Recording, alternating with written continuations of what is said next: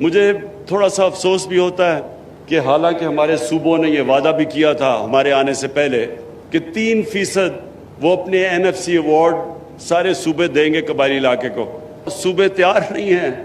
اپنے وہ فنڈ دینے کے لیے جو انہوں نے وعدہ کیا ہوا تھا۔ میں ان کو یاد کراتا ہوں کہ ہمارے دین کے اندر، قرآن کے اندر یہ بڑا واضح لکھا ہوا ہے کہ اپنے وعدوں کو پورا کرو۔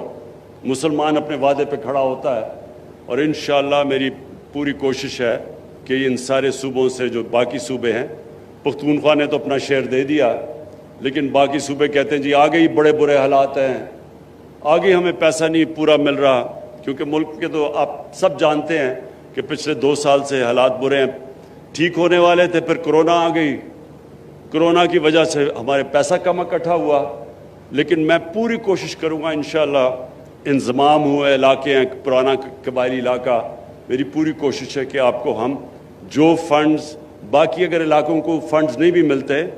کم از کم قبائلی علاقے اور بلوچستان کو پورے فنڈز ملنے چاہیے۔ جو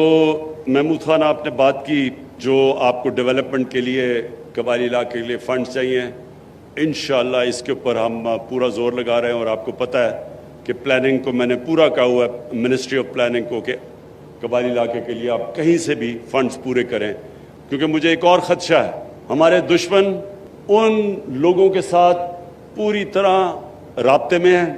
پوری کوشش کر رہے ہیں کہ وہ عناصر جو نہیں چاہتے یہ انضمام قبائلی علاقے کا اور پختونخوا کا، وہ پوری کوشش کریں گے کہ کوئی نہ کوئی انتشار پھیلایا جائے۔ جو ملک سے باہر دشمن ہیں وہ اس طرح کے عناصر کو پوری طرح فنڈ بھی کرتے ہیں، اور بار بار کوشش کرتے ہیں کہ کسی طرح رکاوٹیں ڈالی جائیں یہ جو انضمام ہوا ہے۔